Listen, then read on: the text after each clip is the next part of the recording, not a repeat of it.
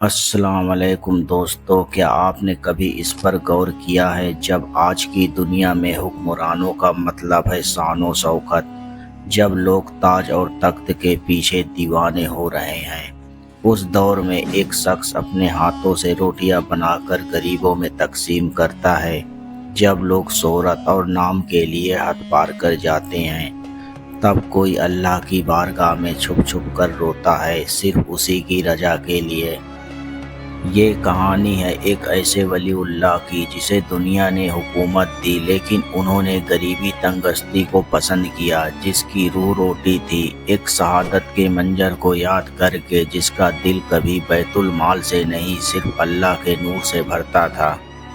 یہ کہانی ہے ایک ایسے عظیم صحابی حضرت سعید بن عامر رضی اللہ عنہ کی، جن کی زندگی سبق بھی ہے، عبادت بھی اور محبت بھی۔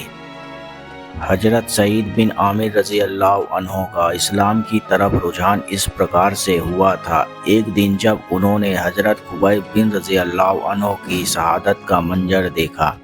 خبیب رضی اللہ عنہ کو قتل کیا جا رہا تھا لیکن ان کی زبان پر تھا، یا اللہ ان لوگوں کو ہدایت دے دے۔ ایسا منظر دیکھ کر سعید بن عامر رضی اللہ عنہ کے دل میں ایسی چنگاری جگتی ہے کہ وہ اسلام کی طرف کھینچنے لگتے ہیں۔ جس دین نے موت کے سامنے بھی انسان کو مسکرانے کا حوصلہ دیا، وہ دین جھوٹا نہیں ہو سکتا۔ تھوڑی ہی دیر میں حضرت سعید بن عامر رضی اللہ عنہ نے اسلام قبول کیا اور پھر ہجرت کر مدینہ چلے گئے۔ وہاں نبی کریم محمد صلی اللہ علیہ وسلم کے وفادار بن گئے، لیکن نبی کریم محمد صلی اللہ علیہ وسلم کی وفات کے بعد بھی ان کا دین سے لگاؤ کم نہیں ہوا۔ ایک دن جب حضرت عمر رضی اللہ عنہ نے لوگوں سے پوچھا، میں تمہارے لیے ایک ایماندار اور پرہیزگار گورنر بھیج دوں؟ تو لوگوں نے کہا، ہاں، ہمیں ایسے لیڈر کی ضرورت ہے۔ حضرت عمر نے حضرت سعید بن عامر رضی اللہ عنہ کو گورنر بنا کر بھیج دیا، لیکن کچھ ہی دن بعد لوگوں نے شکایت کرنی شروع کر دی۔ یہ گورنر صبح دیر سے نکلتے ہیں، ہفتے میں ایک دن غائب ہو جاتے ہیں، کبھی کبھی ہوش کھو دیتے ہیں، رات کو کسی سے نہیں ملتے۔ حضرت عمر رضی اللہ عنہ کو یہ بات پتہ چلی، پھر انہوں نے سعید بن عامر رضی اللہ عنہ کو بلایا اور پوچھا، اے سعید، ان سوالوں کا جواب دو۔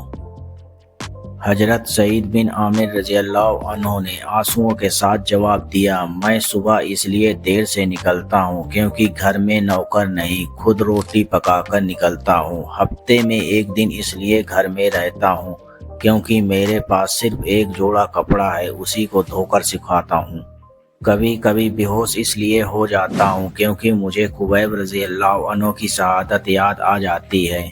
انہیں کفار نے شہید کر دیا تھا اور میں کچھ نہیں کر سکا، اور رات کو اس لیے ملنے نہیں آتا، رات تو میرے رب کے لیے ہوتی ہے۔ یہ سن کر حضرت عمر رضی اللہ عنہ کی آنکھوں میں آنسو آ گئے۔ انہوں نے عوام سے کہا، تمہارا گورنر تو تم سے بہتر نکلا۔ حضرت سعید بن عامر رضی اللہ عنہ نے اپنے حکمرانوں کا فائدہ کبھی نہیں اٹھایا۔ جب انہیں بیت المال سے پیسے ملے تو سب کچھ غریبوں میں بانٹ دیا۔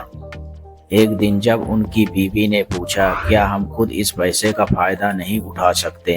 انہوں نے کہا، یہ پیسہ اللہ کی امانت ہے اور میں اسے صرف اسی کے راستے میں خرچ کروں گا۔ دوستو، آج ہمیں ایسے حکمرانوں کی ضرورت ہے جو دنیا کے لیے نہیں بلکہ آخرت کے لیے جیے۔ یا اللہ ہمیں سعید بن عامر جیسے حکمران نصیب کر۔ دوستو، اسلامک ویڈیو پانے کے لیے چینل کو لائک، شیئر اور سبسکرائب ضرور کریں۔ ملتے ہیں اگلے ویڈیو میں۔ اللہ حافظ۔